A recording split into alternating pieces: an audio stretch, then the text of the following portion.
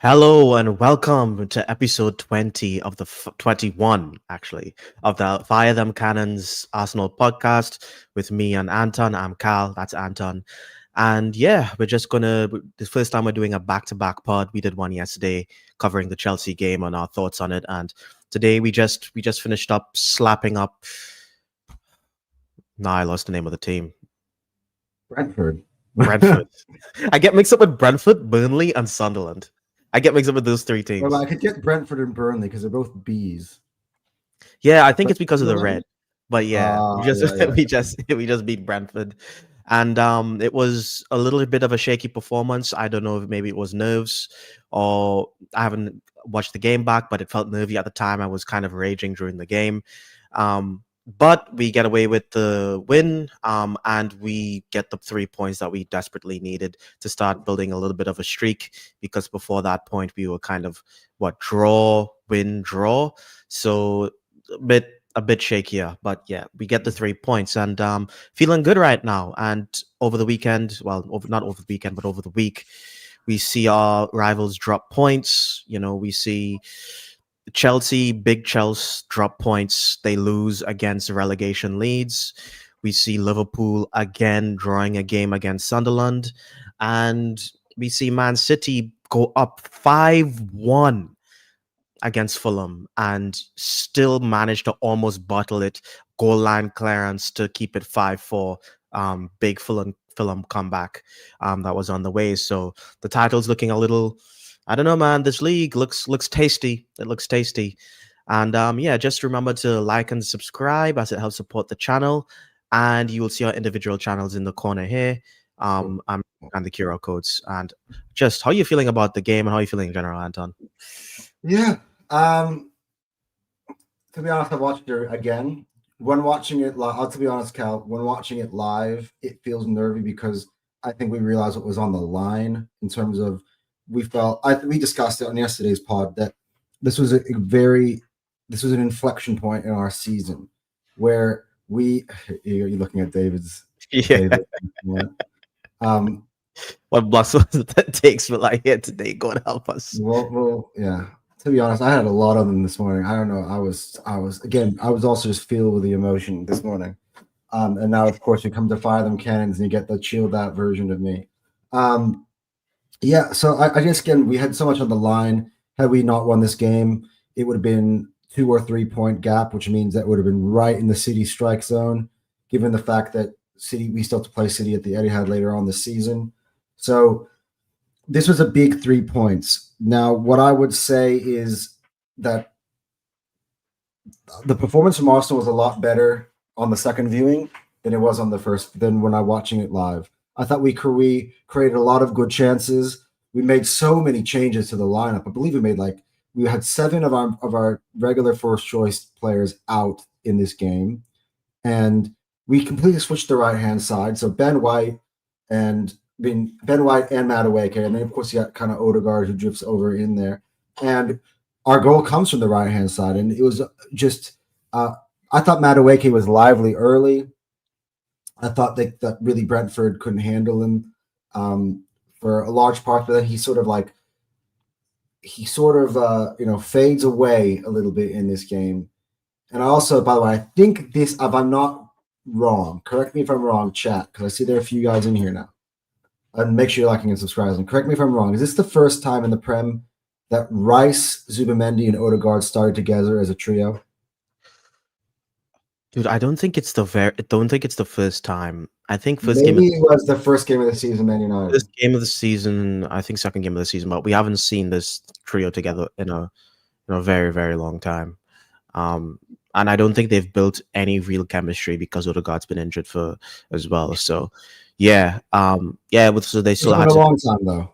Yeah, but I thought it looked good. I thought that Odegaard, by the way, he just come back from injury. He put in a full 90 minutes. I thought he creator in chief again. I thought he created a lot of Odegaard is like, you kind of underestimated, but he's so fit, as in like he just ran the entire game, like just in terms of just sprinting, and that's just what he does, and it's something that we kind of take for granted. But yeah, you're right.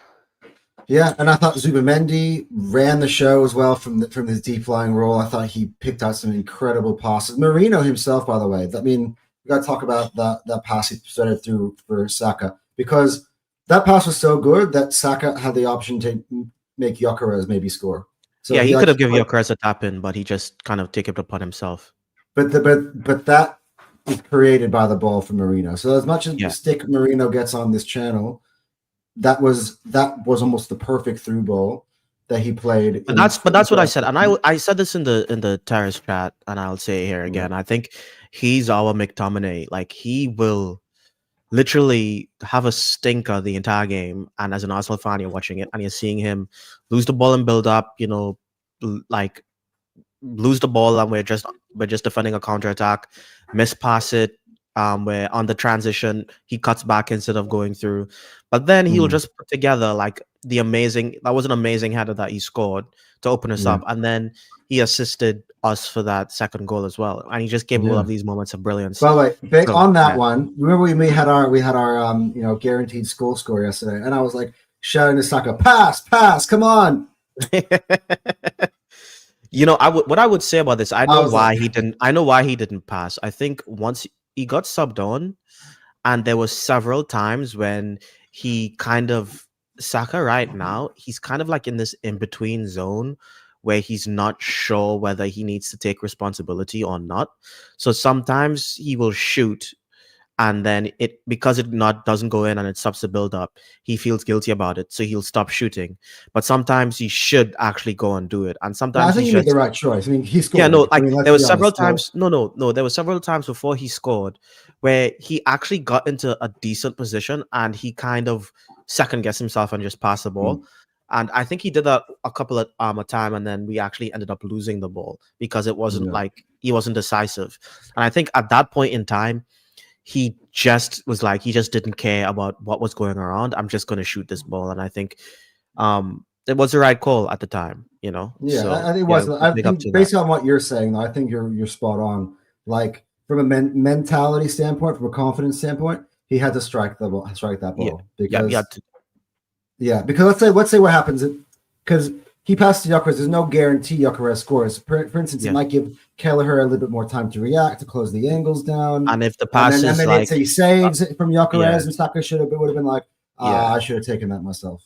Yeah, even though no one would really, and sometimes the ball could be a little bit behind. If Gyökeres is still running and he passes it and he runs kind of past the ball, and then it's like stuck between his feet and he doesn't finish, it's like just those things. You know what I'm saying? So there's so many different elements. He made the right decision.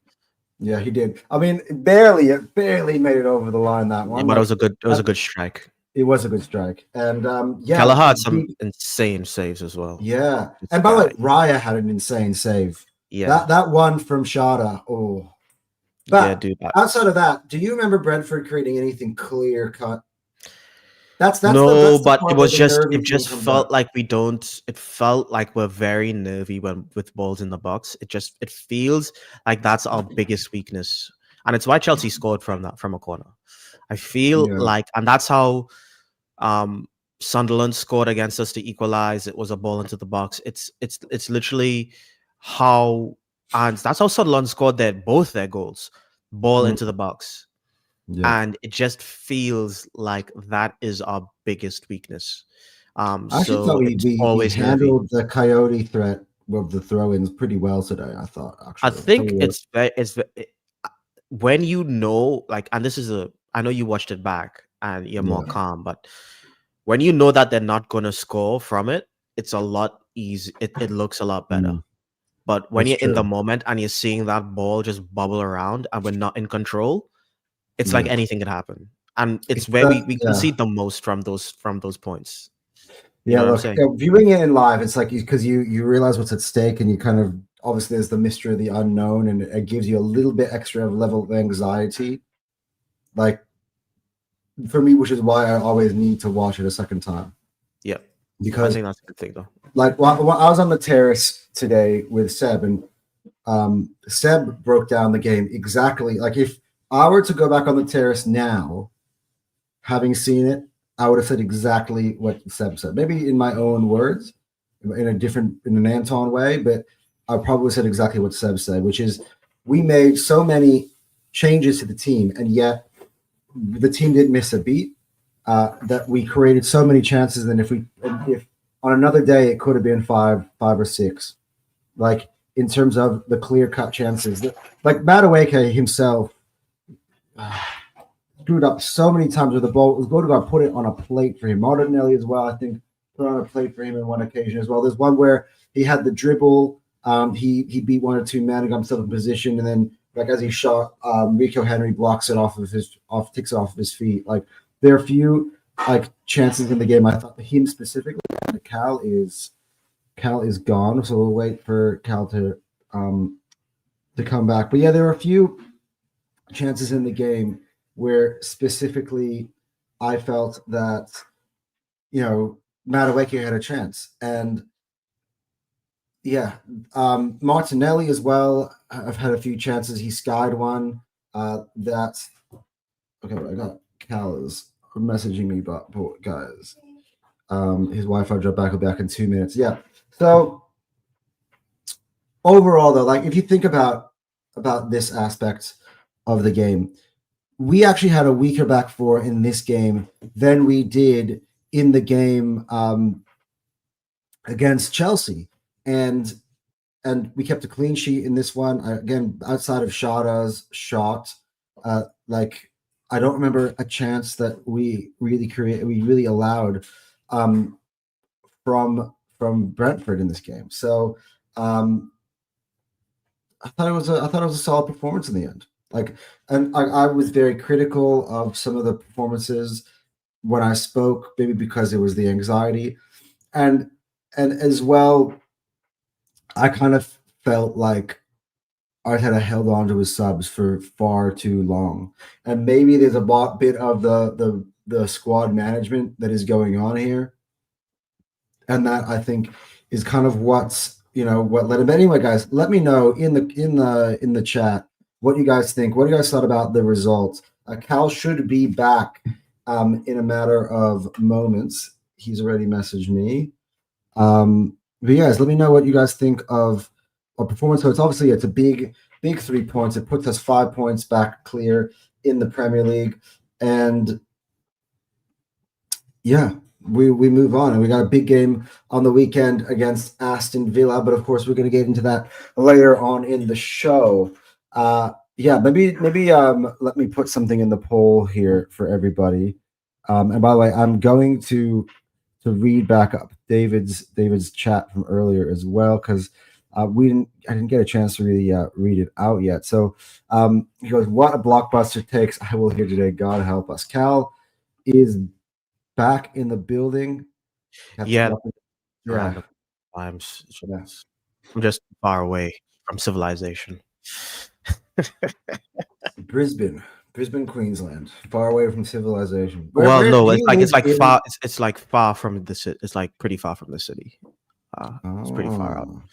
Yeah. So it's like sometimes even when I'm on calls, it just drops sometimes. Yeah. So I could afford rent. All good. Hello. Yeah. You were talking about Seb, like what Seb was saying. Yeah. So I was talking about what Seb was saying, and I actually wonder if I'm allowed to play that. But he was basically saying that it was good that we were able to swap the lineup out because we were able to rest some key players. Although unfortunately Timber had to didn't really fully get rested because was it in the first half that Mascara came out? No, it was the second half. I'm pretty sure it was the second half. Was it the second half? All right. Yeah. But Timber did end up having to play in that game, even though but anyway, we're able to rotate. Like Eze came on later on. Saka, you were able to give him a rest from the start. A few other Gyökeres. I mean, I have that's a whole other thing. Again, it's worked out for Arteta again today. But I actually wonder I want to know your take on this, Cal, actually. Obviously, you're hosting today, but you dropped out, but I'll let you take the reins. I'm just going to ask you a question. Yeah. The Mikel Moreno today, right? So a lot of people are saying that Gyökeres is going to have to fight to get back his spot in the team. And I heard someone say today that oh, that Moreno might be the best striker at Arsenal. Do you agree with that, or do you think that's a little bit overblown? Like that there are moments in the game where Moreno could have scored, but you think that Victor Gyökeres would have? Because that for me, I don't I think watched even the though game and Moreno, I see that. and I think like this is the thing, right? There's like results based, GA based analysis, and I don't subscribe to that. I don't subscribe to just because someone scores a lot of goals means that they're just a better player. Um, First of all, I do think Moreno has that edge in terms of he is able to win us games in particular situations. But I think the upside of an informed Eucharist will eclipse anything that Moreno does. I think even in that game, I was screaming out for Eucharist to come on there because Moreno just doesn't. He doesn't help us relieve any pressure. You know what I'm saying? Like Yes, he doesn't help that's us very well control said. the Yeah. game. So when we have no outlet, there's no one to hold the ball out when we're trying to like if Raya like boots the ball up or we're trying to do something.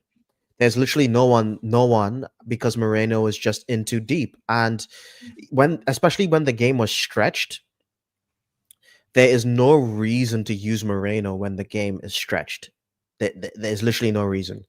Mm. Because Sunderland, I mean not Sunderland, Do it again. Brentford, yeah, Brentford is like attacking us, and we literally don't have anyone to relieve that pressure. Moreno is like just standing next to Odegaard, and it's not needed. We need someone on that transition. We need someone to make them feel wary about coming forward.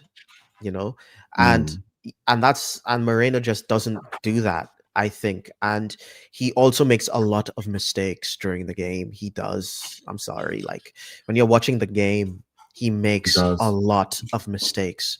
And I think if you're not an Arsenal fan and you're not watching this team and analyzing this team week in week out, you just don't see it. Isn't there the Because shot like, that Rice shoots, by the way, like comes off the rebound, and Moreno absolutely scuffs it. He's like falls down and trips. I'm like, oh, that was a hard because he was kind of like it was a bit too far to the right to him, but yeah, like he's not athletic enough to get that ball. right. He's just not. That's Like even when yeah. he runs, he's not fast at all. He's turning circle of a truck. You know, he like Moreno. You just need to get. He needs to be where the ball's gonna go. You know what I mean? You know what I mean? Mm. He benefits from having players that will put the ball where you need it to go. That's why he scores so much. We have players in Declan Rice, and Subamendi can do it as well. Declan Rice, Subamendi, Saka. These guys can put the ball like from across exactly where you need they want it to go, and then he's able to execute. And that's why he's always able to execute the first time finishes, because he's really good at that. Yeah, But agreed. in terms of overall center forward play, I think the upside of Gyökeres like is just no. Like we spent money on him for a reason. When you saw the lineup, were you surprised with the lineup? I actually want to go back to that. Like, were you surprised with that? Because I'm not surprised by anything he does really. No. I just don't be I don't get surprised. The only thing that I was disappointed with is Gyökeres not starting. yeah, same, I think literally. Madueke starting was fine. I think, to be honest, I also don't like starting Martinelli, but it's like, who you're gonna start. Too many injuries. Martinelli, to be honest, that's the one player I'm not going to take back my analysis on. He's been frustrating in both the Chelsea game and in this one. It's not like he doesn't create a threat, right? But when he gets into those areas, he just doesn't have a cutting edge or finish. Like there's no I'm finish end product to that right I, now. I was a Martinelli hater. I'll say this. Now that I understand what he is, I'm not going to be upset with him anymore. Hmm. The thing is, To be do you honest, feel like he's I that type didn't of think he had a when? terrible game. I didn't think he had a Hmm. terrible game. And I know that he's capable of just scoring goals on the transition. I thought what did impress me was his ball carrying today. There were times when he took the ball Thomas and came he just central. ran central. Yeah. I think that's where he's good, and I think he's also good at the transition stuff, obviously, and Yeah. that's what he's good at. He's not going to beat his man on that left. Like he's just not going to do that. Yeah. I feel So like Martinelli is better when the game is stretched. I feel yeah, like one hundred he's percent. not good. He's not very good at like probing early on in the Mm. game. Like if to use that kind of term, And where I you understand why he was started because Arteta wanted to give Eze and Saka some rest, and there's no and Trossard. we have no Trossard. Trossard would have Yeah. 100% started. So, I get it, and I'm not mad at Martinelli. Yeah. Look, yeah, but again, I think overall it wasn't a bad performance. It was nervy because it was 1-0 for such a long period of time, and that part reigns true. The The fact but that yeah, that we were talking about yesterday, a team like Brentford, if you keep them in the game long enough, can make you pay. yeah, Now, it felt fortunately like for kind of us, it felt. they never did. Mm, But the end of the day, I think the part where we say we're happy to get out there with the 3 points and it was nervy was mainly because it was 1-0 up until literally the end of the game. yeah, and I think you go. I feel like old Arsenal, we slip up there and we concede. I think we've proven that we are able to get some of these games across the line, despite not having the scintillating performance that we want. Um, you know, Sometimes you just have to try to not be as emotional and kind of be a little bit more understanding, but because you want to dominate the game, and because I kind of understand how Arteta wants to play now, like I fully understand that he is a control guy. Like he wants control of the game. So when we're not in control of the game, I'm getting very anxious. But on And I that think I've though, been the fact that he's conditioned able to make so many for it. changes and still be able to control the game shows Yep. how illustrates to everybody how good this squad is. Yep. Like I think the main anxiety that comes from this is that we don't have Gabriel and Saliba at the back. Yep. Yep. And And hopefully then Saliba. Mascara comes off injured, Yeah. and then you got like a back four, a back two of Timber and Incapié, who essentially in another lineup, but actually in my best lineup at the start of the year would have been my starting right back and left back, but they're both playing at center back. Also, like, what the hell is Yuri and Timber? What do you mean? What is Euro and Timber? How is he just? Why is he so good? Like he's literally playing right back the entire season. He gets subbed on as center back in a nervy game, and he's just great. Like I he's just know. fantastic. Like he's better than Mascara or Nkapie as center back. I mean, Like he's Yuri and Timber. he's He's our been one best of our right best back. players all season. I mean, I know why that He's surprises you. literally no, but like he's literally our best right back, and he's our third best center back, and our center backs are amazing. Yeah, and our Like two center backs are I probably the didn't best two center feel backs in the he world wasn't right now. bothered. Like he wasn't bothered during that game at center back. Like he just I didn't notice. Like he just came on as a sub. Yeah, no, look, there's so many performances that I think need to be pointed out that were brave. And I think Ben White definitely needs a shout out in this game. yeah. It wasn't perfect, but by the way, the overlap he did, the combination play did with Madueke to set him up. One thing I'll tell you about Ben White is him as an attacking player, I think is better than Timber in terms of his ability to combine and cross and create chances. His crossing is better, and his combination's better. Yeah. So and this is rusty Ben White. This isn't even like fully fit Ben White. This is rusty Ben White. So yeah. I think, but Urian Timber is just like, dude, like he's a freak. Do you actually? I was actually wondering. I was watching this game, right? Do you think, because obviously Ben White was out for a lot of last year. Yep. Do you think that Ben White was a very key part in why our attacks used to be a lot more fluid and decisive? 100%. I mean, his combination. Like we're nowhere near as fluid with Timber at right back. As great as Timber has been and been one of our best players this season, in the attacking sense, I felt today when that goal goes in, like I've seen that goal go in so many times. It wasn't Moreno who was putting him in the past, but like I've seen that cross from Ben White. It's always pinpoint. Like I think I think you're right, because you remember the key trio was, Saka, Odegaard, and Ben White. And today it Mm. was just Saka, Odegaard. I mean We got it at Madueke, the end. and Ben White. So Yeah.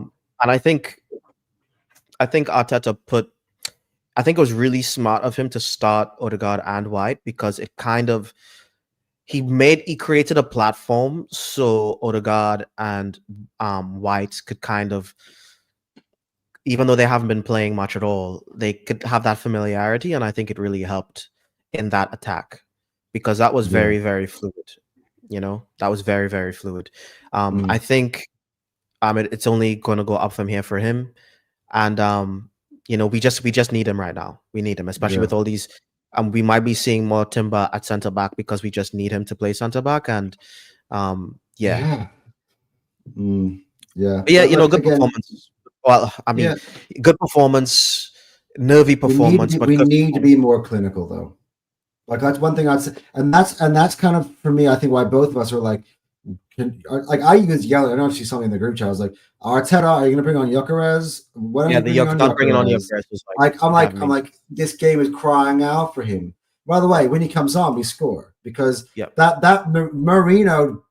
Well, as great as that ball is for Marino, right? He's playing at that point back as a central midfielder because Rice yeah, has come off the pitch, yeah. and that space that's available all of a Look, sudden in the like, middle of look the at this. park is Did created by Saka Victor have that Gyökeres. space? Did Saka have that space all game before No, your careers was on? yeah, That's the thing, and people exactly. don't understand. Like, you talk to them, and they just think striker goal, striker score goal. It's like, dude, like Gyökeres, yes, he's supposed to be scoring goals, but the space he gives all our other attackers to actually maneuver and move, it's just like, come on, he just creates space. He just does, Like and this is why we need him. he occupies. The thing is, he occupies defenders where the defender has to come up and press on Yep, him, which creates the line being higher for him able to throw that yep, ball into Saka. mm, Like with Moreno, their defender is not that nowhere near that half the pitch because they're not afraid of him. yeah, They're willing to sit all the way and it's deep, all the way at yeah, the end. yep, Like yep. that's why another reason why I thought we should have run Gyökeres earlier against Chelsea as well, because we need to be able to, especially against 10 men, to be able to create that sort of space. I never did it. I I just mean, to don't. be honest, against that Chelsea second half, I don't know what we could have done. To be honest, I think the players just weren't they weren't up for it. I don't know why. Yeah. I'm not sure if I don't know if bringing on Yokeres would have helped that. Mm. It was just one of those games. It definitely helped this one though. I Yeah, it actually definitely think did. I I actually think it did. think that if Gyökeres doesn't come on, it stays 1-0. I actually think that. Yeah, obviously, of course. He helps create that space for Moreno and Saka. And if Saka, like, honestly, if Saka just By the way, Eze on the other side, if you sort of look yeah, back and watch the attack, it's also wide open. Saka could have mm, played it even further across to yeah, Eze. Eze would have had an open shot. yeah, but So like, like if you played it to it was Yokeres, it was like open literally spaces a on tap that. in. It was a Yeah. tap in. But yeah, yeah. But Gyökeres is very, very, very important.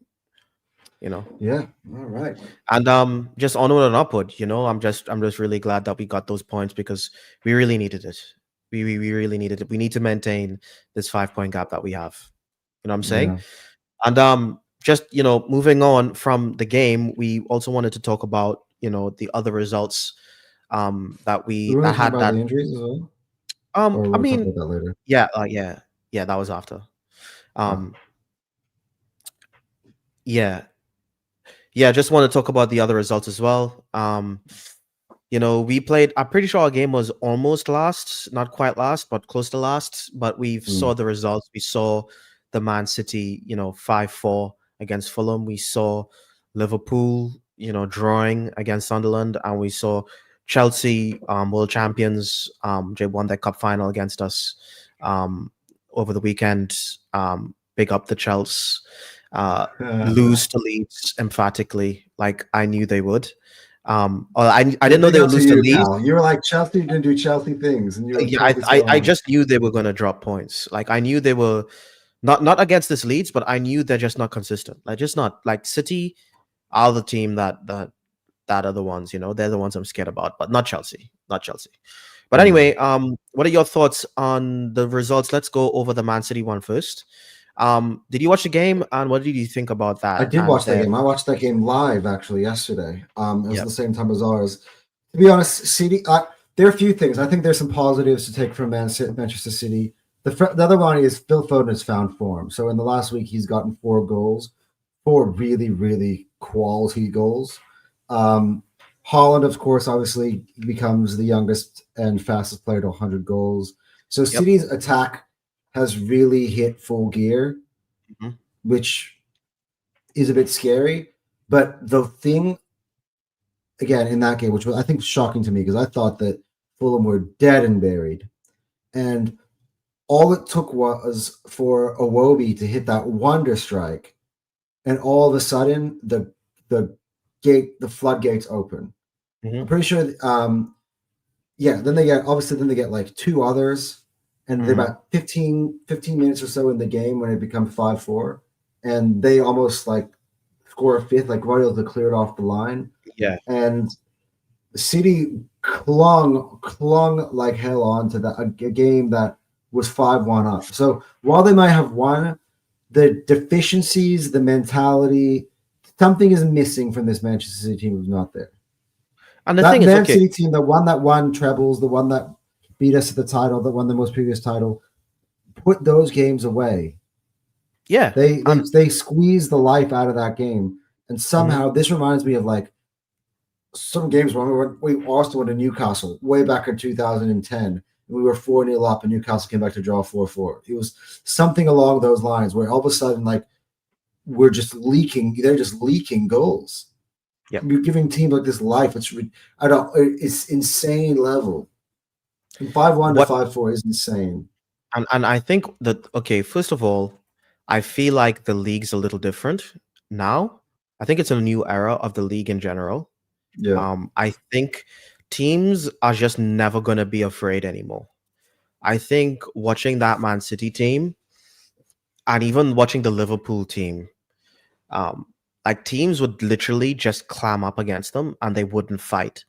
Like I swear, like in past seasons, I would watch games and like mid-table clubs will literally just roll over and die to Manchester City and Liverpool. Now it doesn't matter because we're on top, but you know, teams, it's not like teams are rolling over and dying against us, and they're not Mm-mm. doing it against City, and they're not doing it against Liverpool, they're not doing it against no one. And I think it's, everyone can get it. And it doesn't really, and it's not even like a almost it's not even like almost a quality thing, it's almost like a mentality thing as well. Teams are just willing to push the ante and never give up and fight. And I think that's why you can't just win by scoring a lot of goals, because teams would never, they just don't feel like they're gonna give up. You know what I'm saying? And Yeah. I also feel like, the City of today is just not the same City that we saw. And I think that's fair to say, because the squad doesn't have the quality. I mean, the City that we saw was literally dripping with legends. Like they had Premier League legends coming off the bench for them. So it's just having a team that good is just not normal, and it's not something that you typically see. You know what's Like, crazy, by the way? I've never seen Donnarumma look so bad in my life. oh, Donnarumma's looked bad like that before in games. I was like, that the same guy who fucking denied us over and over and over again in the Champions League No, but that's semi-final, that's and he's Donnarumma though. leaking goals to Alex Iwobi and what's his name, That's the other Nigerian guy used to play for AC Milan. Like, Donnarumma whoa, is still a very young goalkeeper. He's 26. We yeah, know goalkeepers kind of start to mature. Like goalkeepers really start to hit their prime at like 29. You know, I don't know why. I don't know if it's like a maturity thing, but it's just the way it is. I don't think he's a like bozo. I think he's just a no, little young, no, and his ability to play out from the back is nervous. And when you don't have that confidence to play out from the back, I think it affects the other parts of your game. but it Um, affects the defense, the confidence of the defense as well. yeah, That's why Raya is such a key part to Arsenal's yeah, defense. yeah. So, and he has his shot stopping ability is still absolutely world class. Yeah, Like it but it just felt like he is. couldn't stop anything. In that, that's why it Yeah. was weird. Like a guy who I felt on some nights could stop anything, Mm. couldn't stop, He couldn't just stop anything. he That just want to was it. bag it. Was to be honest. Sometimes you have to say it's one of those freak games, but as Yeah. well, and maybe Leeds have proven themselves a little bit. They've had a great week. They played. By the way, thank you to Leeds overall. They didn't finish the job against City, but they did do it against Chelsea. They've had a great week overall. So maybe you take it into context. Maybe that winner by Foden Leeds have had a up their game. They're picking up their form. Maybe it wasn't as bad as I thought it would be. I thought it was, but this one, for me, I'll put it down to this. This is what I'll talk about with Man City. When we used to watch them, and then we used to watch us, I used to be like, something is missing. We don't have something that they have. I can't put my finger on it because I felt we're really talented, but they have got something that we don't have, right? And now when it's on the reverse, I watch them and I say something's missing, and I watch us and I say we're complete.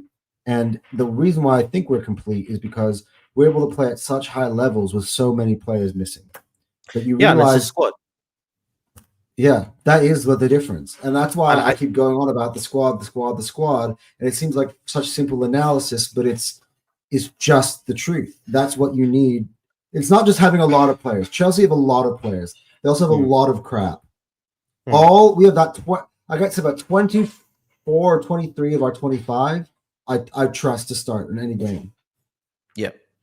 Oh, I will say this, and I think it's a narrative that people that's a very recent narrative, this whole mentality thing. Especially I think they use it to banter Arsenal with, weak mentality. Mentality is the reasons why you've never won the league, right? Well, you haven't won the league in the last couple of years. Every single time Manchester City beat us to a title, they had a better squad than us. Every single time. There hasn't been a single moment in time that we lost the league to Man City with a superior squad. Not once. It did not happen. We lost the league to Liverpool and I thought I thought on an overall basis our squad was more similar to Liverpool, but the difference is last season Liverpool literally had Mohamed Salah have one of the single greatest seasons in Premier League history. Salah's GA was more than our entire front three combined. Oh, okay. Like, and people don't understand what Salah did last season. Like, you say Salah carried Liverpool, and people think that you're making fun of Liverpool. It's like, no, he is one of the greatest players to play in the Prem, and he won the title for them. It's like it's really that simple. And you could almost say that Thierry Henry used to carry Arsenal, even though we had such great players around him, just like Salah has great players around him. But there were times where Henry took Arsenal on his shoulders and won us the damn game. Yeah. And he was putting up insane numbers. Back at the time, those are record-breaking numbers, right? Yeah. And I will say this. If we didn't have, like, for example, what Haaland is doing for City right now is similar to what Salah was doing for Liverpool last season, where he's like actually like a massive juggernaut carrying the team. The only difference is last season we didn't have this squad and we had all those injuries, and we couldn't do anything about it really. This season we have the squad to deal with it. I think Seb put in the group chat, we have the third most injuries in the Prem right now. We just do. And we're dealing with it and we're still on top. And last season, get Seb on here. We're just quoting him over and over and over and over again. He might as well just talk. So I think the reason why we're really good right now is the squad, and we've never lost the league by having the best squad. We just haven't. This is the first time where I feel like we have the best squad. And to be honest, going into the season, no one said we had the best squad. It was Liverpool. It's only because Liverpool's absolutely horrendous, calamitous fall from grace is why we can confidently say that Arsenal has the best squad right now, because it's being utilized the best. It just is. Mm. And I think that's a really good segue to talk about Liverpool, Mm. because Liverpool again they draw Yeah. against Sunderland. And yeah, I think I've never seen, this is probably one of the worst title defenses I've ever seen in sports history. I've never seen a team win a league so emphatically, because it's the way they won the league. They won the league at a canter last season. Yeah. At an absolute canter. Then they spend close to $400 million, probably more than 400 million in the summer. Well, 400 million pounds in the summer. And they've gotten, like, not only just a little worse, like they've fallen. They sign the best, one of the most sought after, if not the most sought after available attacking midfielder in the world, in Florian Wirtz, who was invincible. They sign one of the most sought after available strikers in the world, in Alexander Isak. They sign one of the biggest up and coming talents as a striker in Hugo Ekitike. They sign the PFA player. He wasn't PFA player in the team of the season, Kirkez. I'm pretty Yeah. sure, wasn't he? In Kirkez. Jeremy Frimpong. Like, how do you sign all these players and look this bad? I have no idea. I think, and this is what I will say about Liverpool right now. I think it is on the manager, and I think the players don't believe in what he's doing. I also made a point before. I said if Slot won the league this season, he'd be one of the Premier League greats, because I'll break it down like this: managers have different skill sets. You have different. No, people think that a manager could just come in and do it all. You have managers like Eric Ten Hag, who could come in and tweak the system and make it better. That's how he came. He came in and he got third with Manchester United. You have managers like Conte, who could like just win you the league, but he's bad in Europe. There's managers that you can get like Arteta, who will rebuild the team for you. He will rebuild the team and put you in a good position. It's very rare to get a manager that's capable of doing multiple things. But also, What Arnie, one thing I'll go back to on Arteta, right, versus Arne Slot. let me just finish this Yeah, point. I'll let you finish it. What I will say is, Arne Slot has proven that he's capable of taking a team that with a pre-established system, he didn't get any players, and with small tweaks, the only player he got was Chiesa. With small tweaks, he was able to maximize something. And now that he's given the keys to kind of build his own thing, he's failing. And I will say this as well. There's a difference between writing a book and editing a book. You can have an extremely good author, but the book is a little chaotic, it's raw, and you need a top quality editor to reel stuff back in, keep it in line, keep things moving. But that elite editor can't write the book.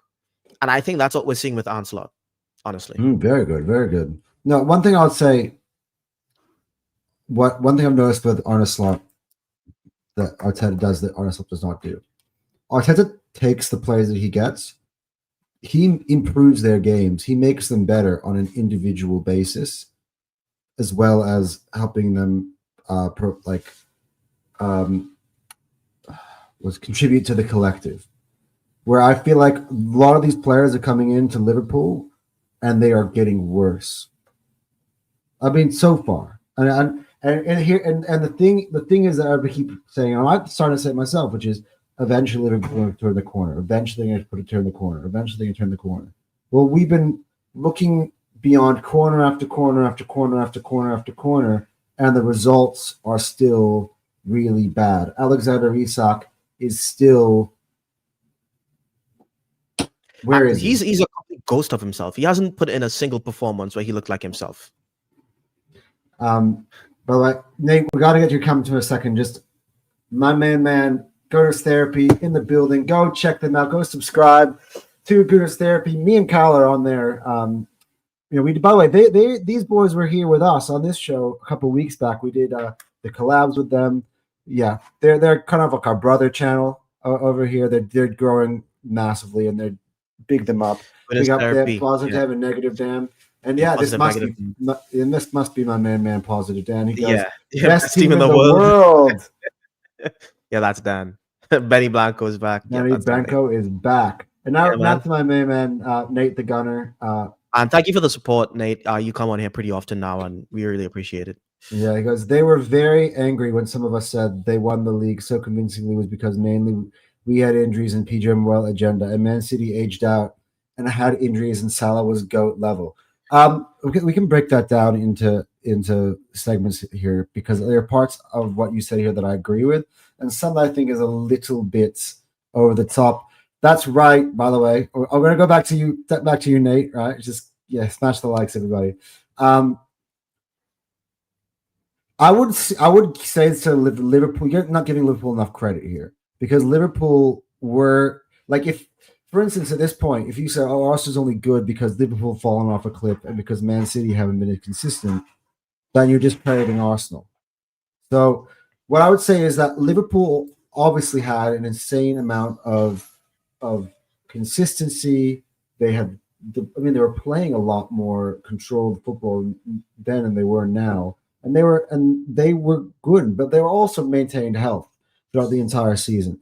Now, had Arsenal been more healthy, would we have had a shout in the title race? Would the title race have been closer? Would there have been a chance for us to potentially go after it? Yes. The expectations last year for Arsenal prior to the start of the season was, if it's not City, it has to be us. Yep. So by the fact that City dropped out, I think does play a key part. And Salah was GOAT level. But what I would say is, don't discredit what Liverpool did that much, because And there's a lot more to it. I would say this as well. The only person I discredit a lot is Arne Slot. I think he tweaked a system that was already in place, and Salah is like 60 to 70% of the reason why they won. It just is. Like, he was absolutely Super Saiyan God mode. And I think we the fact that doing that for Liverpool for fans are just so weird to me that they don't, like, if this was Steven Gerrard, like, they would say it's the Gerrard carried them, but they just not willing to say the Salah carried them to a league, and it's so obvious that he did.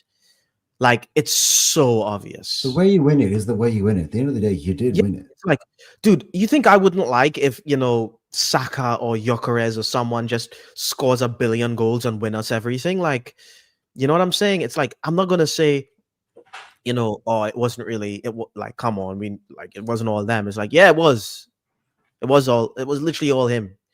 It was 70% him.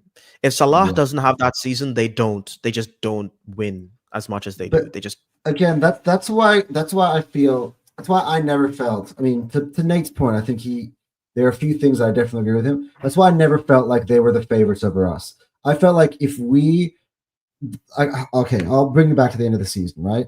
Because we made that run into the Champions League, and I kind of gave it up on the Prem.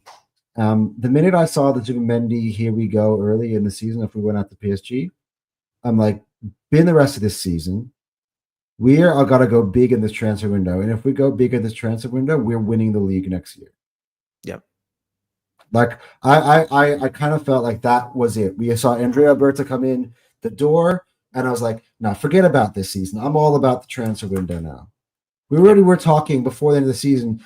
Head of Arsenal started tweeting about Rodrigo wanting to come to Arsenal. We're talking about Eze wanting to come to Arsenal. We're talking about Victor Gyökeres. I was watching the Europa League final, somehow wanting Spurs to win it so that United wouldn't be the front runners to get Gyökeres, because I knew how important that was for us. But that was where my mind was at. I was like, I don't care what happens right now between the rest of the year. I don't care who wins what trophies. I know that if we properly put this team together in the summer, we're going to win this league next year, because I know all the players who are missing. It does not get told in the story of last season of our style of play, of the defensive record. People like to bring up all the defensive record. The same defense as last year, but it's not as good. I'm like, yeah, we had Gabrielle missing from basically from February to May. Yep. Like, yep. And Nate also says, I want to say Cal that they Fury were was good out as all well. year. Yeah, they were good as well, but I couldn't add as much words. And he also says, but they were never unplayable like Man City were in previous years. And I 100% agree. That last statement that you made, it's just like Man City when we were playing up against, they just felt they felt inevitable. They just felt they felt completely unstoppable, and it You said a was almost like stomach ache going into those it was almost games. like a tidal wave. It's like you're at the shore and you see the tsunami pull back. You see the waves just go miles and miles out, and you know what's coming. I never felt like that with Liverpool. They would literally, how many games they won by just scoring last minute winners? Like just McAllister screamer, like those 5 games at like the start of the season. Liverpool was doing that so much last season. It's absolutely unbelievable. But whereas City would just score 3 goals, control the game, Bob's your uncle. Score 5 goals, control the game, Bob's your uncle. Go 1-0 down. Oh, City gonna just score two goals before halftime, score another goal. You know what? This point though, Cal, right? When you used to watch City of old, right, and the other team would go ahead early, and you'd be like, "Fuck, they scored too early. City's still going to win this." Yeah. No. Yes. That's exactly what it used to feel like. That's such a good way to describe it. It's like if a team scored like 10 minutes in and you're just like, damn it, it's too much time. They're just gonna win the game. And it's that, and this is Man City are the only team that I actually have PTSD from. They're the only team I'm fearful of. I'm losing it though. I'm starting to lose that PTSD. The more I watch they're this not City, as good, but in terms of like, I'm just remembering the attack is still scary. Yeah. I mean, seeing Foden find form is a little bit worrying for me because he hasn't really been on form for almost a year and a bit. Yeah. All of a sudden, I saw he had that Dortmund game. He had the 2 against Leeds. I mean, the winner against Leeds for me, that brought me back memories of like some stuff that Foden was doing in their Premier League title winning year. And then he scores another goal that looks similar like that against Fulham. They go 5-1 up. Like Haaland should have scored in the first few minutes of the game as well. Like, but then you see the other side and you see how vulnerable they are now on the defensive side. Yeah. And it's like where was that Man City when they played Arsenal, by the way? Maybe just they were like 5-1 up, whatever. We're at Fulham. Fulham's not coming back. I think, to be honest, we weren't in our flow state, and I think to be honest with you, Man City will never switch off against us. Them conceding those goals is them switching off. I'm sorry. Like the players switched off. They were up 5-1. They switched off. They will never do that against us, ever. And it's the same reason why Chelsea gave us such a good game. Like teams are just not going to do that. That's what I was saying. It's because I feel like this is the way I feel the vibes are, especially when we know all the rival fans are in our group chat and stuff. Generally, teams up their games to play the defending champion. And they have done that to a certain extent with Liverpool. Yeah, but they have. Because Liverpool have fallen so far off the cliff and we have been so dominant, and the storyline is like, who's going to stop Arsenal? It's becoming very apparent that we're probably going to end up winning the league. All of a sudden, we are getting that sort of attention instead of them. To be honest, I'll be honest with you, Anton. I don't think that's a this season thing. I don't think we've ever just... The only time I ever felt like teams would kind of rolling over was when we, in the 23-24 season, when we had that run in the second half, there was a point in time when teams I felt like we were just completely obliterating them, right? Yeah, Burnley, West Ham. Yeah, and we're completely just obliterating everyone. That's the only time I've ever felt like teams didn't get up for Arsenal. I think teams have always done that. And as I said before, like at the start of this segment, I said that, teams are just not afraid anymore. Like no one's afraid of anyone this season. No one's rolling over for anyone this season. It's gonna be a bloody season. True. We gave up on the league in Jan when we didn't buy anyone. That's when I was the most upset last year. And that and Rice setting off. Yeah, look, Yeah, the Rice setting off in the Brighton really set the tone of the season because dude. City and Liverpool were started off like a house on fire.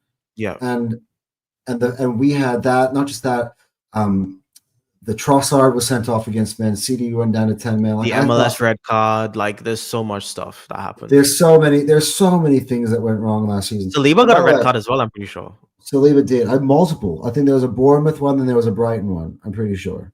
Yeah.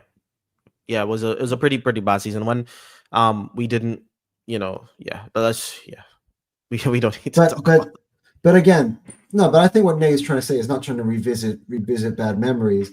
I think it's more that he's trying to say that the potential for why this team is so good is always there. Yeah, we added 8 new players.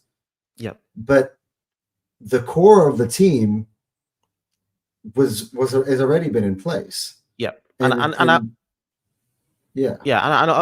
say this. It's like we've never lost a league with having the best squad in the league. It's never happened. It's just never happened. This is why whenever I keep saying, you got to the mentality, let's see in February, let's see in March, blah, blah, blah. I'm like, I've done this so many times. I've done this activity with you, right? 22-23, it became very early for us. This was the first time Saliba had played a full season at Arsenal without being on loan. We just signed Jesus. We were upstart. We started off very well. We were playing this very exciting brand of football, and we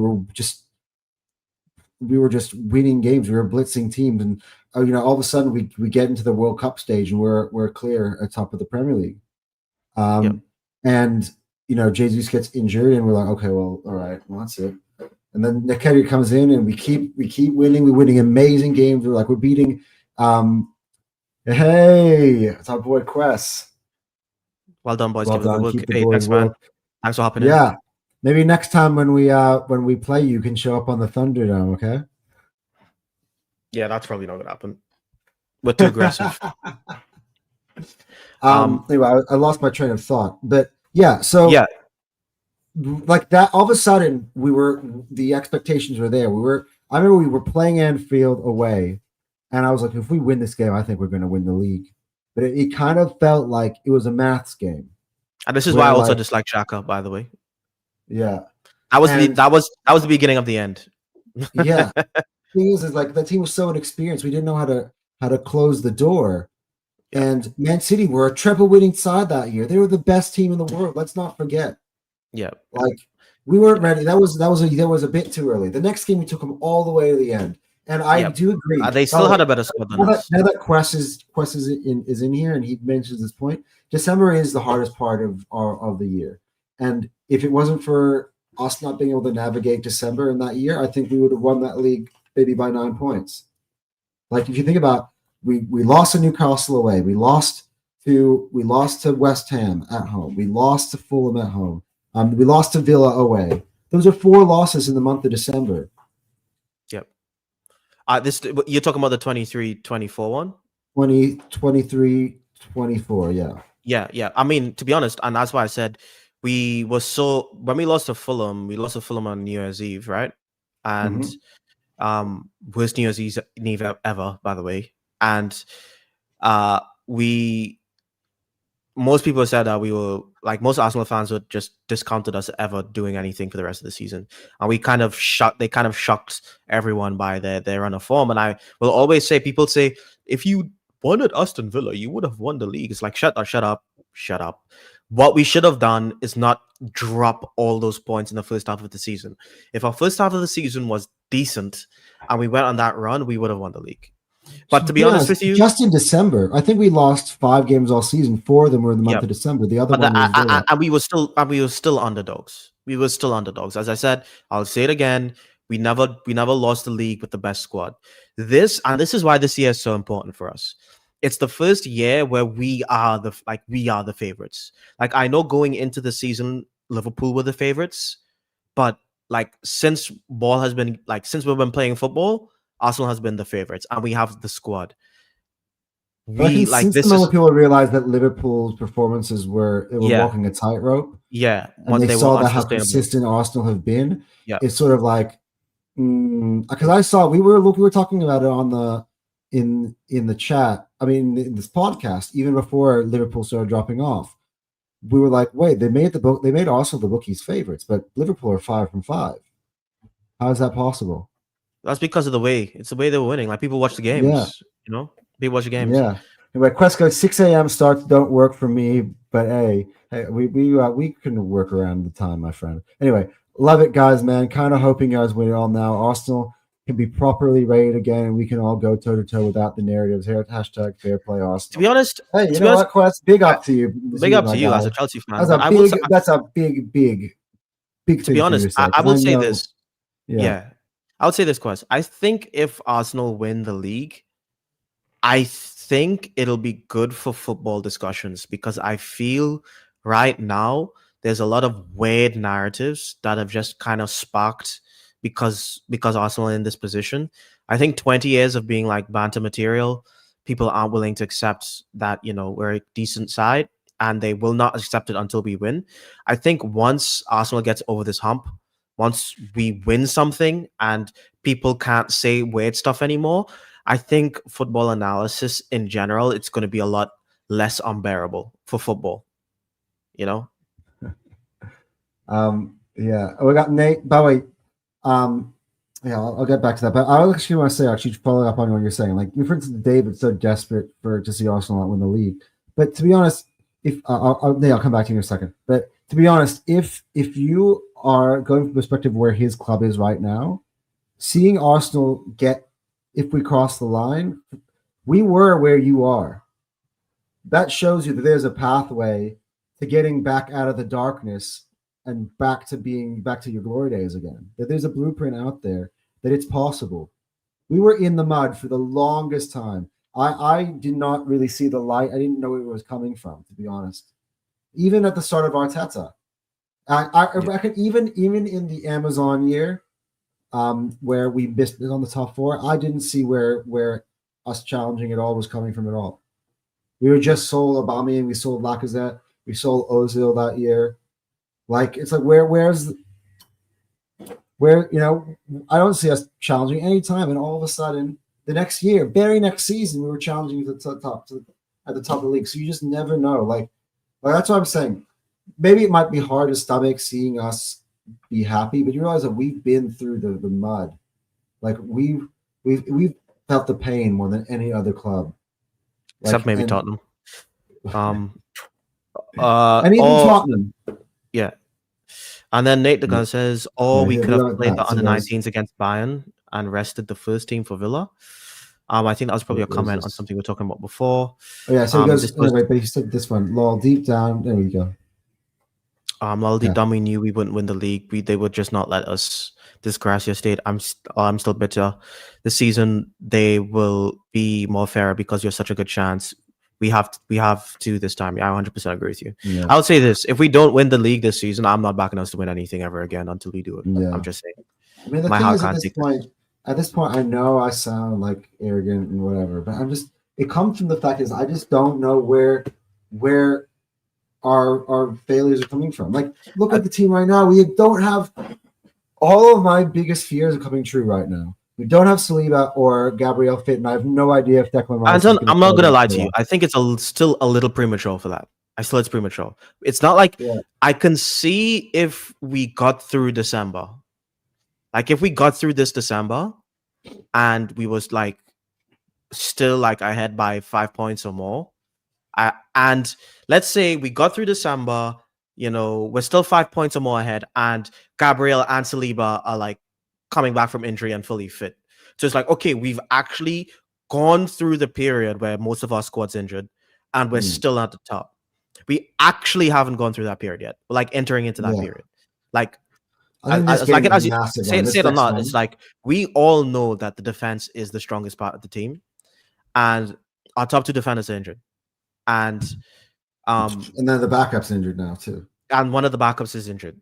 So I still can. It's not guaranteed. It's just not yet. I can't say that. we could have played the under 19s against Bayern and rested the first team for Villa. No, I'm not taking back that Bayern game. I'm not playing revisionist. By the way, nothing that happened in that week am I regretting. Like we beat Which Bayern game is Spurs, this? the Bayern game in the Champions League. Oh, I mean, to be honest with you, I didn't really care about the team, but I wouldn't play the under 19s again for it. I think that was a really good mental boost for the team getting that At win. the end of the day, Like we drew with Chelsea. proving that you can beat this Bayern team that everyone was crowning the best team in the world, proving that they come to the Emirates and get absolutely humiliated. I think that means something to the players, and I think that's a big morale boost. Personally, I think because we did that, because we beat PSG. I mean, we beat Real Madrid last season. Now because we're consistently beating these European teams. This will help us win the Champions League because we're not gonna feel. I feel like there is no place that we're gonna go now and feel intimidated. Like we're just not. We're not gonna feel intimidated by these teams. Like I remember the first year we were in Champions League and we were playing Bayern. Like the Porto game was absolutely horrendous, but we scraped through on pens. And then we played Bayern and we just literally didn't look like ourselves, you know.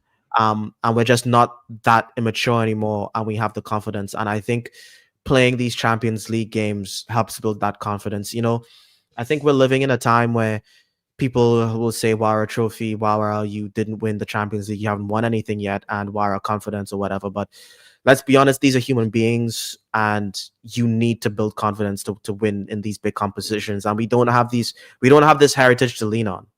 We have never won the Champions League, and we need to beat these European giants, and the team needs to believe that they can do it.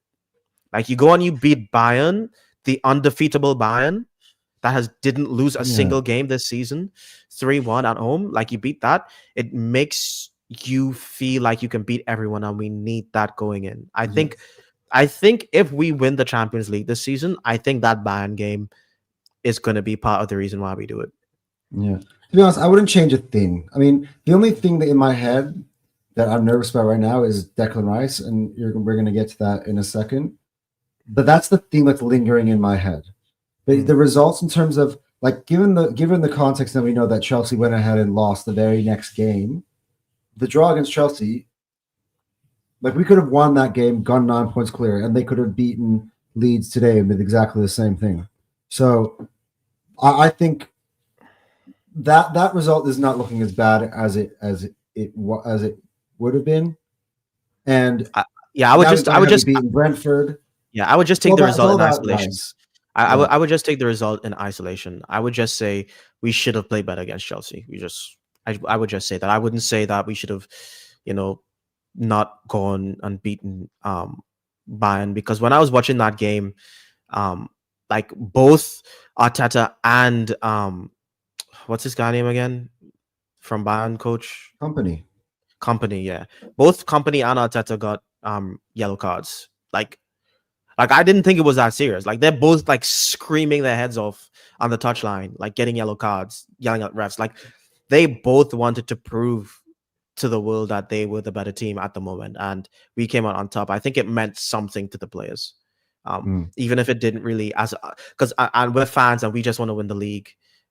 We don't care about something like that, But I think they care. All I care about right now is if Declan Rice is okay. That's literally all I care about right now. Nate haven't actually, by the way. Yeah, it went before one thing. We'll get to it. But Nate goes, because obviously Nate's on the watches the terror, so he knows who Quest is. Yeah. Quest, did you just say win it all? May God bless you. Yeah, man. 100%. 100%. You know what? Quest does know ball. The name rings true. So yeah, but Quest is probably not gonna like what I have to say in this next segment when we talk about the Chelsea game. And I would say this about Chelsea. I was never worried about Chelsea in terms of I was never worried about Chelsea's title race, because I think they are inconsistent and they just can't. I don't think they have the squad to put in a proper title challenge. I think they don't have the personnel, and I don't think they have the coach. Personally, I don't think Mm. Maresca is a horrible manager. I just don't think he has what it takes. Do you And know the what I reason, thought today was?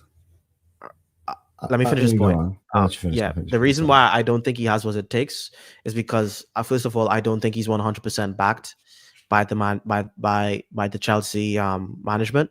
I think he kind of gets told what to do, and he gets told who to play.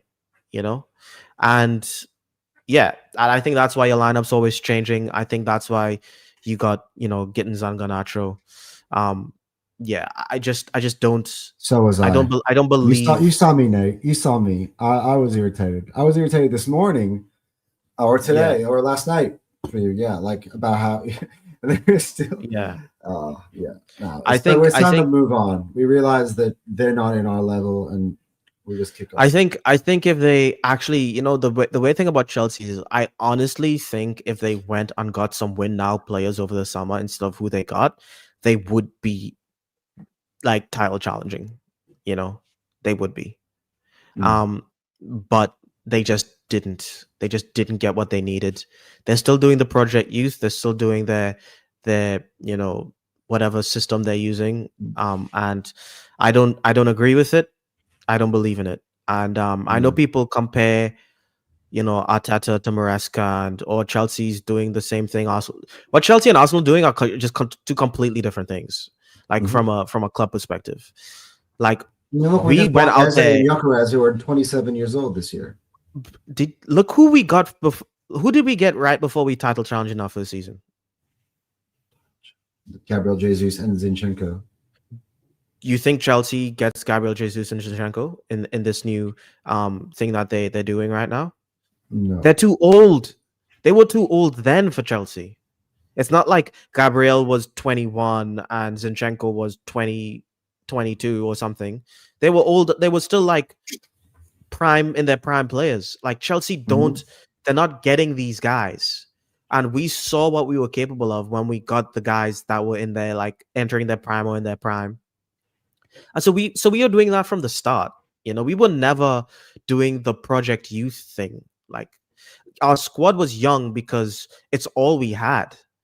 Like we got rid of the old guard, and the only people that were left were like Saka, Martinelli, these guys. Like, you know what I'm Smith saying? Rowe as well at the time, but Smith he's Rowe, dropped all off those guys. massively. So I think what Chelsea are doing is very different to what we're doing. And I think if they want a title challenge, they need to get the win now, guys. I just do. Yeah, I think it's so important. I think they do need to do that. One thing I'll say though on this game specifically, I felt like Maresca. This is Maresca buying into the hype of the fans of the week because he felt like he could change his squad, make the change of the squad, and be like what Arsenal did today, but he doesn't have the talent to do so. So like he made the changes. Gittins comes in, that's one. The lap who didn't start comes in, that's two. Andre Santos obviously had to come in for the Caicedo, that's three. I think Badiashile comes in, Tosin comes in. So he made 5 changes to the lineup that drew with us I for this think I Leeds think game. I And agree with the he lap and produced Chalobah Santos. all the way. Like Reece James, who was, I guess he's had injury issues, so you have to protect him. But you lose Caicedo, but you're going to take Reece James out. But not just that, you didn't even play Gusto, so Chalobah is now playing out on the right hand side. The balance, I felt was all wrong for them. And Mm, and Andre Santos, I think, playing next to Enzo himself, looks nowhere near the player as he was sitting next to Caicedo. I think he was yep. exposed big time today I in this think I game agree. from I my actually side. agree with So, this with Santos because I think Santos has been really good for them, and I yeah. also agree with the lap because I think the lap was having a good, like he was starting to get into form. I and I could understand Reece James that you want to protect him, especially because after he probably ran his butt off against us, you probably don't want to play him too much in case he picks up an injury. Because if Reece James picked up an injury and Caicedo's on those Reds, they're like just going to lose the next all that like they're just going to lose. Mm, So yeah. um and Cole Palmer is still not 100% fit. So I think they just don't have the personnel, Would you say changing 3 of their back 4 was too much. Yeah, it was too Considering that, much. It yeah, was too much. and the fact that the not starting Gusto for me is what made the least amount of sense. Mm. Yeah, I don't get Like it. they, yeah, like he tinkered with the lineup a little bit too much. The balance was way off, and Mm. Leeds and by the way, he should have seen the writing on the wall because Leeds went to the Etihad and played their asses off and almost got a result against City 3 days earlier. Mm. Yeah, and So Leeds. I mean, Leeds gave us a game before we scored. I mean, we slapped them, but like they were like playing. You know, you watch Leeds and they play football. Like they're not these guys who are just gonna roll over. They're not like Wolves. You know, so yeah, mm, yeah, it was never gonna be as easy as a game as I think Maresca thought it was gonna yeah, be. and again, for me, I retract the statement that I made about them being title challengers. They're not. You called them title challengers? I did, Yeah, and dude, I you was very drank the knee Kool jerk Aid, bro. on that. I drank Like the Kool Aid. I knew they would get. They're our rivals. They will.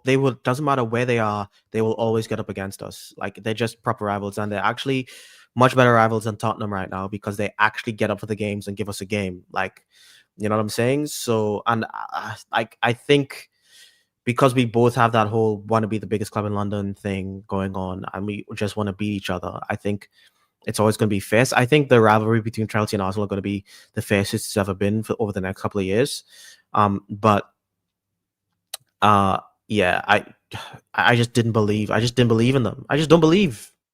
I just Mm. don't. For me, in I conclusion, there's only two teams left in the title race, and from here on out, it's Yeah, I Arsenal think and it's, Man City. for now, That's it. yes. Yep, for now, yes. Yeah, Unless someone rises from the ashes, like say we drop points, Man City drop points, and then someone like starts to kick a fuss. You know, if we lose to Aston Villa, they're just in it now. Even though I don't believe in Aston Villa, like the people are gonna have those conversations. yeah, yeah. And yeah, and I think the last point that we wanted to brush on today is just injuries. And I feel like every time we do a pod we have to talk about injuries, like every single time, and it's becoming kind of annoying and frustrating, and I'm kind of sick of talking about injuries, and I just want a healthy squad, but it's just not really the reality right now. um we thought Saliba might have started the game, but he just wasn't fit. He wasn't even on the bench. And we saw Mascara go down, and it was an injury where there was no contact. He just landed wrong, and he, had to leave the pitch, which is always terrible. We saw Declan Rice get subbed off with he was holding his calf, and yeah, and this is just in a game for the first time in months. We see Madueke start, and we see Odegaard start, and we see Ben White start because they've been injured for literal like months and months. So as soon as we kind of get some of our attackers back and a defender back, we lose more. We're losing defenders and midfielders, and it feels like we're on this rotator belt, this conveyor belt of like players who are injured coming back from fitness, trying to get up to speed, and then another group gets injured. So yeah, what are your thoughts on the injuries and how do we navigate it?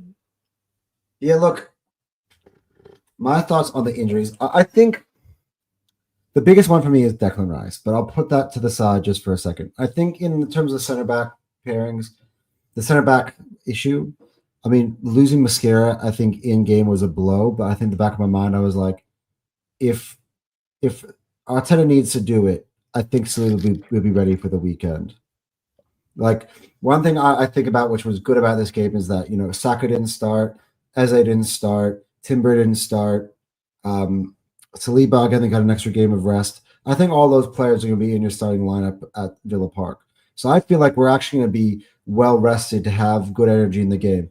The key cog that is, as I said this to David when he was here, the space in our Death Star, that if you drop the bomb in our Death Star and it'll blow the whole thing up, is if Declan Rice got injured. And right now we are playing with that right now because I and I will. point, yeah. I'll say Let me this. turn up. Yeah. Moreno, at least this is the first time I've seen Moreno kind of drop in that position, and he didn't like completely piss me off when Gyökeres got subbed in. It gives me a little bit of hope that maybe, just maybe, he could do something. Do you think, this is what I was thinking, right? If, to be honest, Arteta, I would, if I didn't see Rice in the starting lineup, I would understand it. I wouldn't get upset because you have to think about the whole season. I mean, against Aston Villa? Yeah, because you have to think about the whole season. Right now, we're sitting here questioning what is going on with him. Actually, I want to play what Arteta said about him, because I thought that it was nothing, like he just walked off. And this is what Arteta had to say about him in the game. So I just want to kind of play this when he was asked about the injuries to Mascara and to Rice. This is what he had to say. Anything worrying about players who play ball? Yes, obviously it's never good news. They can have to come off. We don't know. We have to see tomorrow what he's got. And Mosque is the other one that is out. Obviously we have big Gary and Willie out as well. So we have to adapt. It's been a theme this season, but when I look at the players that they haven't been playing much, for example, Ben White, the performance that he had, or Martin has been out, and he puts 96 minutes under his belt straight away. None is the same. Victor that is coming and now he's getting some minutes as well. So very pleased to see that. This is what he said about Declan Rice. Declan went down and Cal. He seemed to be moving all right at the end when he went back onto the pitch. There was something maybe on his calf, his left calf. Can you give us any more insight? So talking about fans and support, they asked them to be here at 7:30, and they were earlier. So thank you so much to all of them for being with us, because we needed that energy today. And yeah, he could not carry on playing, so we have to wait and see tomorrow what happens. He's moving all right. Yeah, he can walk. Like he could not play. He's played a lot of minutes, hasn't he, for Arsenal and England, so we'd almost be a precaution anyway when we went down. The thing is better minutes, but as well when, now we play Wednesday night and we have to play Saturday morning as well. We can play the minutes, but if they can please give us just a little bit more time to recover and to make the welfare of these players a little bit easier, that would be great. So, what is your takeaway from like the tone, the like? I don't think he's available. He's not playing. You hear what he's saying? Like the turnaround is way too quick for him. Like for even like for Rice, like in terms of we have to play in what today's Thursday. We're playing on Saturday. Yeah, he's not playing. Yeah. Like that for me is annoying, because I think, but again, if he was not to play him, I don't think either. I don't know. I'll speak for myself. I'm not going to be that upset, because I know that I have to look at the big picture this season. And if we were to play him and we were going to go against the advice of any doctors, and actually he played at the level Declan Rice plays, there's a potential for him to go down in that game. By the way, I know this is the thing in the NBA. I'm not sure if it's a thing in football, but when you have a calf strain and a calf injury and you don't recover properly, it leads to just torn Achilles. Every time. A lot of players who get torn Achilles, they get calf strains and they get calf injuries and they like come back quickly. The Achilles just goes. And if Declan Rice comes back and he tears his Achilles, he's out for the entire season. And we're finished. We're not winning anything. You wouldn't play him against Villa. You don't care. You wouldn't play him. I'd have to see what I would. There are rumors going around that he was cramped. I wouldn't start. I wouldn't start him. Twitter, and Declan Rice said himself, "I'm good to go for Saturday." Of course, he's going to say that. There are also people reporting that he was a cramp, that reason why he came off. He's going to say that if it's a cramp, then if it's a cramp, Fabrizio Romano actually has just tweeted 27 minutes ago that Declan Rice confirmed to Sky that he's fine and he's ready to play on the weekend. Declan Rice can say whatever he wants. He needs to be assessed by a medical professional. These players want to play, they want to win, and they're not the best advocates for their own health. So, by the way, it was Kartik Doc on Twitter.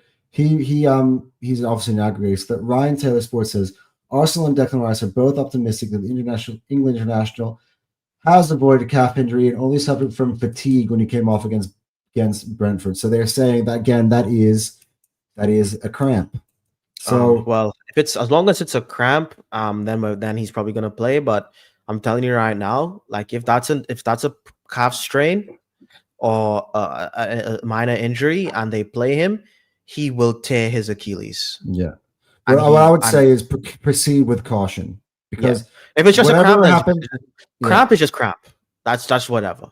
But if it's an injury, like even a small one, I would not play him against Arsenal. I mean, because the same thing. If it is cramp, I've played sports with cramp. Like I've played basketball with cramp. Just a cramp. It is a matter of I can walk around, but I can't run at full speed, because all of a sudden you feel like and what Arteta was describing does sound like cramp, to be honest. If it's a calf strain, what he described, like I'm struggling to walk, I'm limping around, I'm needing some sort of assistance to get around. I'm like, that's not what he was describing with Declan Rice. So the more and more I'm feeling good about this, the more we talk it out, the more I'm convinced it's probably something related to fatigue or some form of cramp. And even if he doesn't play, I think I mean, to be honest with you, dude, like we just need to be winning these games. Well, that's what I was going to ask you. Would you be? Do you think that we could still win it in like a basketball-y sort of fashion, like a high-scoring game? Like as long as our attackers come to the. I think we can still control the game. We have Odegaard and Zubimendi now, and they're like controlling guys. I think we just need, as long as Moreno, because Moreno was that, as long as he doesn't give the freaking ball away, I think we'd be fine. Because he's not going to get bullied. We'd miss his recovery pace. We'd miss Declan Rice's recovery pace. If Saliba starts, I think we will be fine. I would still play Calafiori, because Calafiori's recovery and his 1v1 one-on-one defending is just better than MLS's this season. Just is. And you know what I'm saying? So I think I know. I think we should still be winning. I said, Terry, I feel, given the players that were rested, I feel confident about this Villa game. Like, again, Villa, let's look at their last few results, by the way. Villa were in a back and forth one today against Brighton away. Prior to that, they barely beat Wolves. Prior to that, they barely beat Leeds. They had to come back from back behind. They needed 2 free kicks from Morgan Rogers to get that over the line. So Anton, they actually are number one in the form table, but I think that it's not as convincing. They haven't really. I don't think that matters at all. I don't think that matters at all. I think so? Villa hates us. Unai Emery hates us, and they want to beat us every single time, and they will fight tooth and nail. And we're playing away, right? Yeah, playing at Villa Park. Yeah, it's gonna be a shit house. Yeah, it's gonna be an absolute war. Like I'm telling you. Yeah. It doesn't matter what you think, and it's like these teams don't play us the same way they play other teams. Like they don't. It's true. They probably they barely beat Wolves. It's probably because they underestimated Wolves. Case in point, we're talking about Brentford yesterday. We were previewing the Brentford game. Yeah, and we were saying how bad they've been away from home in general, and they put together a good performance. It was a great performance by them. Yeah, like 2-0 doesn't even do the game justice. Actually 2-1 would have been a fair result. Like if they drew, if we drew the game, sheet, which was good. Yeah, if we drew the game, it wouldn't have been a smash and grab. Well, I felt when you were talking to me during the game, you felt like that was definitely a possibility. You're saying there's no way we're leaving this game without conceding. Yeah. It's like if we drew the game, it wouldn't be a smash and grab. It's not like a one to go out of nowhere. Like thank God they had pressure. So I think this Villa game is going to be a bit of a shit house. I think it's going to be tough. I'm just hoping it's going to be one of those situations where people expect Unai Emery to do something and he just fails, because that's what he does in high pressure situations. I just hope he does. You just one of them ones. Yeah, I hope so too. But I think this is a huge one. If we I can't mean, get you 3 said that points- last. We said that about this Brentford game. Every game is a huge one, dude. Like every single one. Every single know. game's a big game. Like we No, don't have any. No, like I feel like there's some every game's a literally. big game, but there's some games where it's like they're harder than others. Like No, after we get this one, we're going to play Anton, Wolves. Anton, Obviously, you it's a big game, but I you don't literally feel like said it with the same cadence and tone as the Brentford game. Like, and you said it for the game before that as well. You said it for the Chelsea game. You said it was like the biggest, most important game. Like we say it every single week, every single game, because every single game's a must win because we want to win this league. We beat Aston Villa. We go away to Wolves. We must beat Wolves. It's Wolves. We must beat them. We can't banana skin against Wolves. We go again. We have to go against Brighton or whatever, and it's like, oh yeah, we must beat that team. We just have to. It's like every week is a must win. I'm sorry, every single week's gonna be like that. So it's almost like we don't even need to say anymore. We know what this is. We will literally be. We could be 10 points ahead, and we would literally be like, nah, we just have to win this game. It's a must-win game. Like every. I think that's just because of the Arsenal PTSD. To be honest, of course it is. It's just the way it is. Every game is a must-win. Every single one. But you know what? The ones that we've dropped this year, I think after it hasn't been that bad. Like I'm gonna look up our fixtures. I saw a post on Reddit. Someone was like, "Oh man, these fixtures, man. Like we just, I mean, it's like we have to get through this." Guess what our next fixtures are? This guy's like, "Oh yeah, man, this is the tough." It's like we play Aston Villa, and then we play Club Brugge, and then we play Wolves, and then we play Everton, and this guy's like, "Oh man, this is like, oh." Tough. It's like Club Brugge, Wolves, Everton. You know, it's so funny, and then it starts all over again, and then we have those tough games that we had at the start of the season. Then people are like, oh, Crystal Palace. We got Liverpool and Man United in January, I believe. Like all these games, they're not easy games in the Prem. They're just not. Wolves, no easy games. Or Wolves should be easy. That's one. That's like they have 1 point. They got 2. You know, we're talking about it today. So Terry, they draw a game. Everyone's tracking for this and tracking for that, right? So you asked us in the show today. He's like, "Can any guesses what Wolves is tracking from?" Like 6, and he goes 5. So for context, Arsenal's tracking for 89 points. Wolves are tracking for 5. Yeah, Wolves is like I didn't see that coming. The whole West Ham gets season relegated. That's to say that they're only going to win. They're going to win maybe 1 game out of the next 24. That's what that says. Let me just look up the Prem table. West Ham, yes, they have 11 points. Leeds are comfortably 3 points ahead of them in the table. West Ham, who do they play next? They're still a game behind.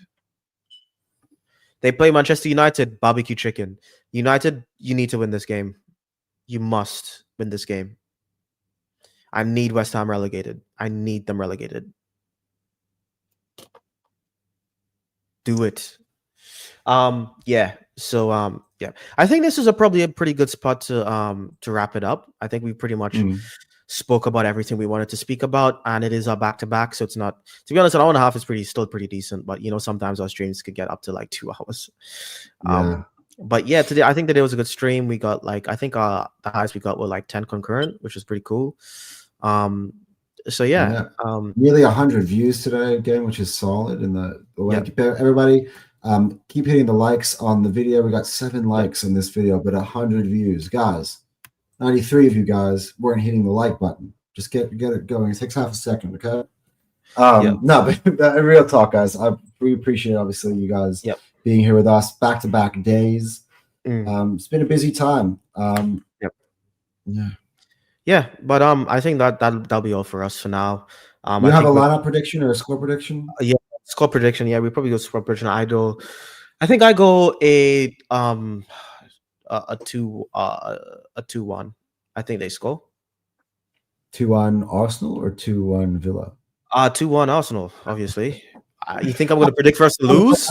And now like, Emery's, he's going to want to beat us. I mean, they haven't disappointed me enough for where I'm predicting losses. Like I'm not doing that yet. I haven't predicted a single loss in this season. Yeah. I don't know why. I think Rice isn't playing. And then therefore I think we're going to win 3-2. 3-2. You think we concede 2 I don't goals? know. I don't know why I have this weird feeling it's going to be one of those crazy games. I was thinking 3-2 was like, there's no way we concede 2, right? We'll see. We'll see. But we I don't know. won't. We've had some weird ones at Villa Park in the past. Yeah. Remember the one with Jorginho like hit the post and it We felt won that like, game. Yeah, but that was like I think that was 3-2, and we came back from 2-0 down. Yeah, we weren't as imperious defensively, and it was really funny watching that ball bounce off Martinez. Saliba and Gabriel started that game. Yeah. And Ben White. Yeah. But yeah, that's our predictions, and hopefully we're gonna be here. I'm happy with the win, even if it's scrappy. I just want the points at this point. I'm not gonna be a spoiled brat. Yeah, I mean, I think I always just want the points, but I feel like this one's massive because I do feel like afterwards we can rotate the team a little bit. That's kind of where I feel like we can rotate the team against Bruges. We can rotate the team somewhat against Wolves, not too much because you see what happened to Chelsea today. We should be doing that anyway. We rotate. Yeah. If we can rotate the squad against Brentford, because we did, we can rotate the squad against Wolves and Club Brugge. Yeah. That's what I'm saying. I think that's why I feel like get out of this game. No more injuries. Get a win at Villa Park. Well, that would be the 15th game of the season. We have 4 more left in this Christmas period, plus the Carabao Cup game. But December is always a banana skin. If we get through December and get into that January transfer break, don't you think? If we got through December, and we don't have the December like we did in 23-24, you're like, wow, look at that launching pad. Well, that's why I was saying when he was saying before, I can't see us losing. He's like, dude, let's get through December first. Yeah. Let's get through December first. I would feel as confident as you did if we didn't have all these injuries. If we had our full squad, then I'd be like, oh, yeah, sure. What's the points lead that you would feel comfortable with after December that you think that we'd same as now, 5. What if it was 3? No, I wouldn't feel as confident. What if it was 4? Nope. So, okay, we got to stick to 5. That's the magic number. Okay. I think I like the points that we've already dropped. I think that's as much as I want to drop for the rest of this year. The year as in 2025. Yeah. Wow, could you imagine if we went undefeated to the end of 2025? That's not inconceivable, bro. It's like it's not. What would that involve? Look, again, you said Villa, Wolves. Okay, I'll tell you our fixtures. We have Aston Villa, Brighton. We have Aston Villa, again. And then we have Club Brugge, and then we have. Well, I'm just going to do the Prem games. We have Aston Villa, we have Wolves, Everton, Brighton, Aston Villa again. Brighton home. We play Aston Villa twice. Yeah, I know. They did this weird thing where we're supposed to play. I think Bournemouth. We're playing in a match day 20 instead. So we play Bournemouth twice in the second half of the year and play Villa twice at the back end, both in December, a few weeks apart. Because City and Chelsea do that. Yeah. So they play match day 20. I think it'll be obviously it's to be a great result if we don't lose. It'll be hard, especially because we have to beat Aston Villa twice, and those games come really thick and fast. Some of these dates is what the hell is this? Why do we have 8 games to play in in December? We have Aston Villa, and then on the 6th of December, then we have Club Brugge for the Champions League. Do you know why it is? Wolves. We have Wolves. 3 days later, then we have Everton. We have a little bit of a break before Everton, an actual week for once. Everton. Then we have Crystal Palace in the League Cup. And then we have Brighton. This is still in December, by the way. We're still in December. Brighton. Then we have Aston Villa again. 8 games. Mm-hmm. Do you know why they do this, right? We've already played 2 games in December. That's 10 games in December. Do you know why they do this, right, Cal? Because there's no international breaks. And if there wasn't for the fact that they're making up for the 3 international breaks. And they basically use the fact that there isn't an international break and that there isn't as many Champions League games, that they squeeze games more in the midweek in December to make up for. It's basically playing catch up from the games that they didn't really have because of the international break. Like every They're 2 days missing they're playing a weekends game. in there. 10 games in If we didn't December have is international break, absolutely insane. if we didn't have international break, we would play every single weekend, and we would never play midweek Chrome games. That's what it is. Yeah. So. Yeah, it's grueling. It's grueling. Yeah, but yeah, no, look, breathe. You know, Yeah. but at least this time we play first. Yeah. So like we could Maybe stretch going the lead out. undefeated for December is actually very hard. It's 10 more games. That's what I was saying though. Like you're like, oh, it's not that hard. Like I feel like we're, I think switching going roles. undefeated is easy. I think winning everything is hard. Yeah, because we could have 3 draws in there. We could draw to Aston Villa twice and then draw to Brighton. You know, and that's is like Brighton home or away? 6 Is that points the dropped. MX or is that at Emirates? It's not telling me. I actually don't know. Let me look. Because that's important because Brighton are very I don't good think home team. I don't think it's important. I think Brighton are I a very like good home team. why No, I'm saying okay, at the Emirates. At the Emirates, we should win. That's what I I'll think say. I Okay, the before reason we- why I don't say it's important is because it's just too many. It's too many decent fixtures back to back. Before to we back, close back to off, back. this is what I'll say. Forget about Villa. We just predicted that. Wolves, I think, is a win. Everton away, I think that's tougher, but I think it's still a win. Palace, don't forget that's Carabao Cup. Brighton, I think we win at home. Villa at the Emirates, I also think we win. No, I actually do. I think maybe I'm trying to be realistic. We probably I just draw. how We good probably this we probably are. draw one of the Villa games. One of them. I think I'd be very surprised if we just won. If we just win both of them. To be honest. But you know what?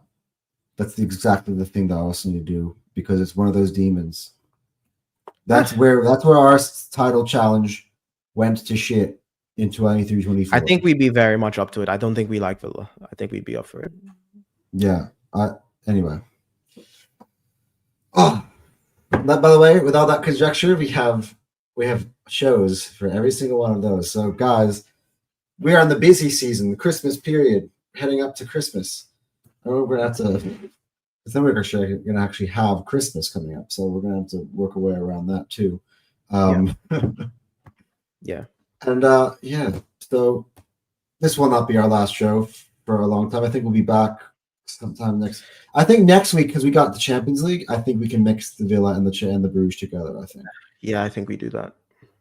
Yeah. So we're probably back in a week, I reckon, or in Wednesday next week. I think depending on when that game is. Which is like 5 days. The Bruges one is on the 11th. Yeah, so it's next. So I think we'll be back in a week's time, guys. So we've had back-to-back ones, but we'll be back for our Farland Kens. I think next Thursday, guys. Until then, I think we're out of here.